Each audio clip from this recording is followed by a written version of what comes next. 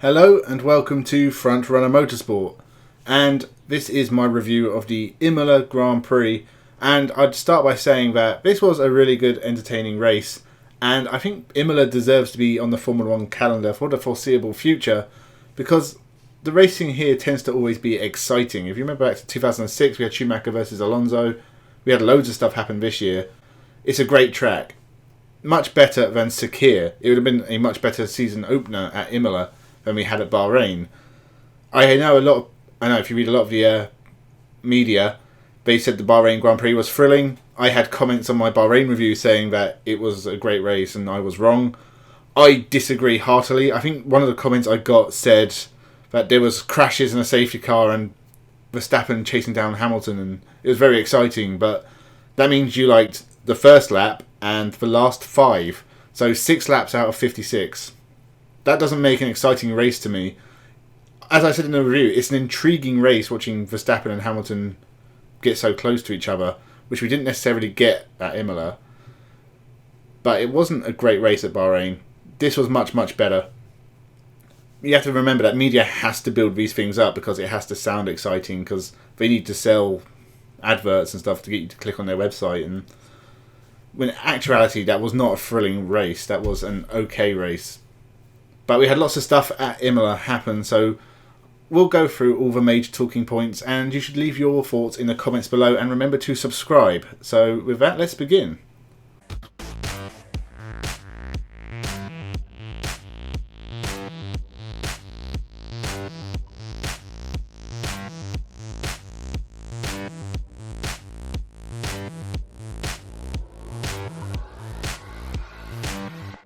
Welcome to Frontrunner Motorsport. We'll start with the fight at the front, I think. Now, Hamilton got pole, but it wasn't a massive difference to Verstappen and Perez. And Perez on the front row as well, which was really exciting. I think it dispels this Red Bull have gained a massive amount on Mercedes and they're way in front now, though, because at best I would say they're evenly matched. The Mercedes still looks a bit faster overall, at least in the hands of Lewis Hamilton. Probably not in the hands of Valtteri Bottas, who seems to be struggling a little bit. But I think it's pretty close at the front. I think there isn't really a team with an advantage. It may change track to track, but Red Bull and Mercedes look fairly level pegging at this point. And it was a fantastic start from Verstappen that really got him in the power position. He bolted off the line. Hamilton, he made his choice to go around the outside. It was never really on. And Verstappen got through fairly this time rather than in Bahrain. So that was the early part of the race, was Hamilton chasing Verstappen. And it was starting to look like the race was going Hamilton's way when he was closing in. Verstappen made the choice to go to dry tyres first. That cost Hamilton because he got stuck in traffic. And then Hamilton made a mistake, which is rare. We don't really see Lewis Hamilton make mistakes very often. And it was his mistake. Again, commentators tried to see if they could blame George Russell for it, and it wasn't really on. It was Hamilton was trying to lap Russell, got onto the wet stuff, lost control, into the barrier. This is the thing with Lewis Hamilton. He is incredibly lucky. Anyone else would have hit the barrier and been out of the race. He just taps the barrier, and it's not driver skill, it's just jammy luck that he didn't hit it full on and he was able to get out of the gravel trap. So he reversed out of the gravel trap, which was cool to see, actually. You don't really see Formula 1 cars reverse up very often. And then we had the massive accident with Bottas and Russell, which we'll talk about in a minute. And that brought out the red flags. That allowed Hamilton to unlap himself. That put him in a position to charge for the field to get back up to second. Which is probably... It was entertaining watching him climb through the field, but DRS is still too powerful. I don't like DRS. I've never been a DRS fan. I don't like it in any form of motorsport. I don't like it in Formula 2, although it does tend to cause a bit more chaos there. I don't like it in DTM, where it has made the racing really, really boring. It's a really... Because, you know, Hamilton was getting past people before the corner, and you really want to see 2 cars go into the corner at the same time. Or him pull off a jammy overtake around the outside. If he's already passed, it's not... Apart from the one on Sainz was okay, but Leclerc and Norris he got fairly easily in the end after chasing him down. So the pace in the Mercedes is still good. Bottas, he seemed to be struggling a bit this weekend. He qualified in 8th, didn't really seem to have any pace at all this weekend. He was stuck in that midfield. He could not get past Lance Stroll. It took him a while to get past Gasly, whose tyres were fading. And then he got caught up with Russell in a massive accident, took them both out of the race. I don't think it's anyone's fault. I think Russell was going for a move and Bottas just happened to put his car to the right and Russell went on the grass and he got tangled up. It was just a messy racing incident. So I wouldn't apportion blame for that one. But it was a big crash. I'm hoping they're both alright. I think both got checked out. They're both fine. That brought out the red flags. But this was not a good weekend for Bottas. It's not really been a good start to the year because even though he finished third in Bahrain, he was some way off Hamilton and Verstappen. He doesn't really look like he's in the title fight. And it doesn't even really look like he's going to be able to back Hamilton up. He's really falling into that Albon position of just being too far behind to be helpful. Perez, on the other hand, when he's up there, he's really good. He did look good at times this weekend, but he has made a lot of mistakes. Firstly, spinning off behind the yellow car, behind the safety car, and then getting the places back when you're not supposed to. And then he spun again towards the end as well. No points for Perez. It's not really good enough, but obviously it's going to take time for him to get used to the car as well. But when he was up in second and up in fourth, it looks like he could be a useful driver to Red Bull as long as he can stay there. Maybe the track conditions just didn't suit his driving style and we'll see something better out of Perez. He did a great job to get on the front row, so he's already much better than Alexander Albon was last year. So it's been a positive step for Red Bull, not just in terms of development, but the drivers they have now, they are going to be a real threat all year, as long as they can keep it up. That's what makes this title exciting, where others haven't been. But we said this about Ferrari in 2018, where it looked like they'd clawed the gap up, but in reality they hadn't. They'd made sacrifices, and Vettel was far exceeding the car in 2018. If you look at where he was to Raikkonen at the first half of the year, he was so far ahead of his teammate, whereas if you look at the second half of the year, Raikkonen had closed back up. It's different. Verstappen will probably be ahead of Perez in the races, especially most of the year. Perez might get him in qualifying like he did in Imola, but it's going to be... I think Perez is probably the perfect backup driver to Verstappen. I want Perez to take a win or two, because I think he deserves more than just the one win in his career. And this is the perfect opportunity to get it for as long as he gets it, because there's some good drivers in the Red Bull program, and that seat is not safe forever. Going through the rest of the field, I said I think Verstappen was a top-class driver today. He made mistakes. Behind the safety car, he went onto the grass, but he got it back. Won comfortably in the end, 20 seconds in hand. He didn't really make any mistakes.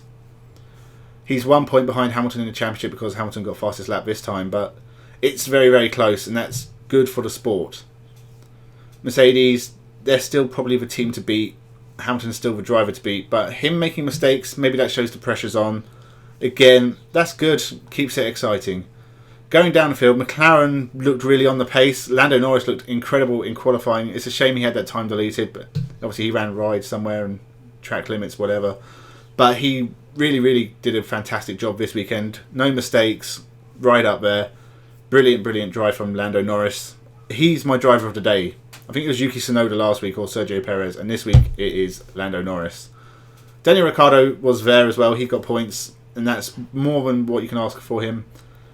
McLaren are probably the third best team this year. They seem to have the legs on Ferrari just about. It's close in the races, but both teams have good drivers. Ferrari, double points scoring finish in Imola. They'll be happy with that.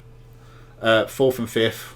I mean, they've been happy with a podium, especially at Imola when it's so close to their factory, but compared to last year, they're doing fantastic. So Ferrari, they're right back on it. I think give them another couple of years. Hopefully Carlos Sainz is still in the seat, because I'm sure they want to get Mick Schumacher up there as quick as possible, but I'm hoping Sainz stays long enough that Ferrari can be competitive and he can take a win or two somewhere. Leclerc, I think he's probably in the top 5 best drivers on the grid. Fantastic young talent. He's going to have a bright future, and I'm sure he'll be with Ferrari a long time. Who else? Who would be next, I suppose? Aston Martin. Stroll did a good job. He held up Bottas most of the race. Lower points positions, but that's probably where they are right now. Vettel, It was better than last week, but obviously he started in a pit lane because of mistakes, and it's still not the Vettel of old, and he hasn't scored any points yet, and he had to retire at the end of the race as well. They seem to have issues with that car. But it wasn't a bad race from Vettel. It just wasn't anything special. He almost survived. That's what you can say about Sebastian Vettel. It's good if he almost survives, which is how far his stock has fallen. Alfa Romeo, Raikkonen got points, which they'll be happy with. Giovinazzi had to have a pit stop late on for, it looked like a brake cooling issue. So he took something off the brakes anyway.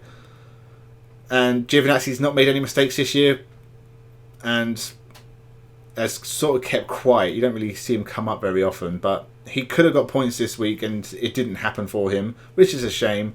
Raikkonen as well, he's always going to be a consistent, competent driver. He got points. It's a good job from Alfa Romeo. AlphaTauri, Gasly did a fantastic job to work his way back up after his wet tyre escapades. I don't know why they kept him on wet tyres so long, because he struggled and he dropped right down the back of the field. So it was a waste of time. Tsunoda, he looked good again. He actually overtook Hamilton, but then spun, which was a shame. I'm sure Hamilton would have got back past him anyway, but it was a good performance. And, it's a shame he hasn't scored points again, and he made a mistake as well. But the crash in qualifying really set his weekend back, because he had to start last. And he did a good job to get up into that sort of 9th place until the red flag, and then that little spin. But otherwise, it was a good job. He looks like a good driver, and I'm sure he's going to score more points throughout the year. I don't have too many worries about Yuki Tsunoda. But we'll go Alpine. Nothing special. Ocon and Alonso were down the back of the field. I think Ocon got a point. I can't actually remember. They look like they're struggling. They're sort of around the Alfa Romeo, AlphaTauri fight, but they're not looking like the Renault of last year when Daniel Ricciardo was pushing regularly for top 5 finishes, which is a shame because Alonso is back and we're all supposed to be very happy about it. And Ocon was a good driver, but it just doesn't seem to be working for Alpine at the moment. Williams, a very disappointing weekend for Williams. Kurt Russell. George Russell, it was a great performance in qualifying to get 12th. Crash with Bottas. It was a shame because it ruined any chance of points, and there was a chance this weekend. He was in 9th, 10th at that point. If not for that crash, he may have pushed for... who knows what would have happened. He would have been ahead of Hamilton because Hamilton was a lap down. He could have finished at least 8th or 9th, get his first Williams points. As it is, didn't happen. He crashed. But Williams seemed to be much better. They're in a much better place than they were. And this was a fantastic weekend for Russell, apart from the accident. Latifi, it was a mess. Again, a great performance in qualifying. I think that shows that Williams have made a jump up.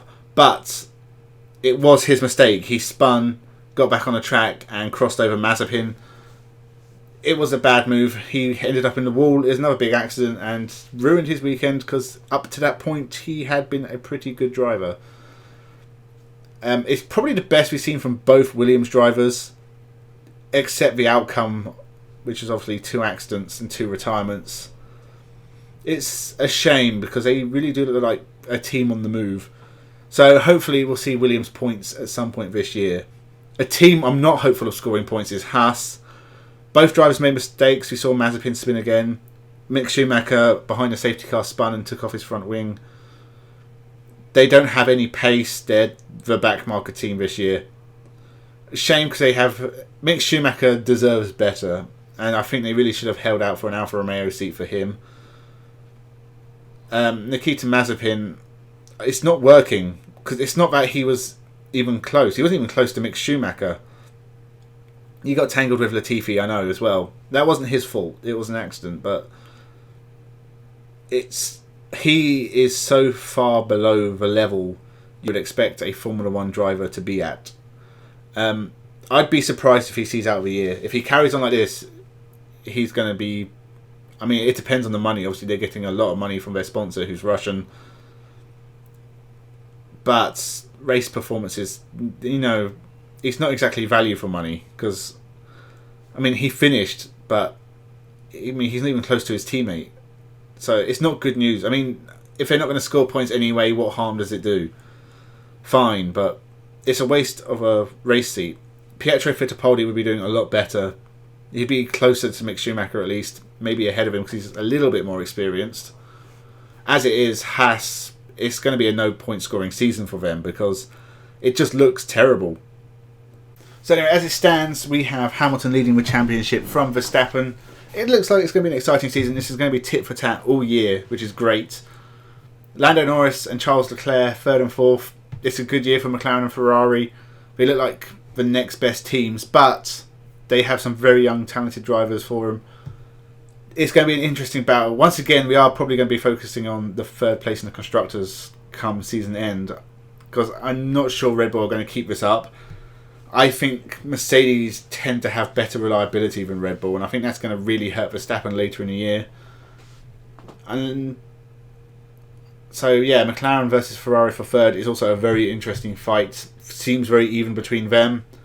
Lando Norris, as I said, I think is my driver of the day, with Max Verstappen closely 2nd. Hamilton making mistakes. It's unusual. We don't see it very often, and we'll see how it's going to affect the rest of the year. But with that, I'll leave you. 2 weeks' time, we're in Portugal, in Portimao. Again, it's not one of my favourite tracks. I've seen that track a lot in, I think, World Touring Cars used to race at Portimao. They might still do, I can't remember. It's not one of my favourite tracks, again, but it's something different. So, I'll see you in a... Well, I'll probably see you before then, because I make videos throughout the week for which you should subscribe and constantly comment on and say whatever. But... next F1 review will be in a couple of weeks. I will probably do a general roundup of all the other action from this weekend on Tuesday, because we have IndyCar in Alabama. We've got Supercars, and I've watched the first race of that. Shane Van Gisbergen did continue his streak. Best driver 2021. Go watch that video. And I don't know what's on next week. We might have rallying. Possibly Formula E. I can't remember. But yeah, so this was a better Grand Prix. Thank you for watching. Remember to subscribe and have a good one.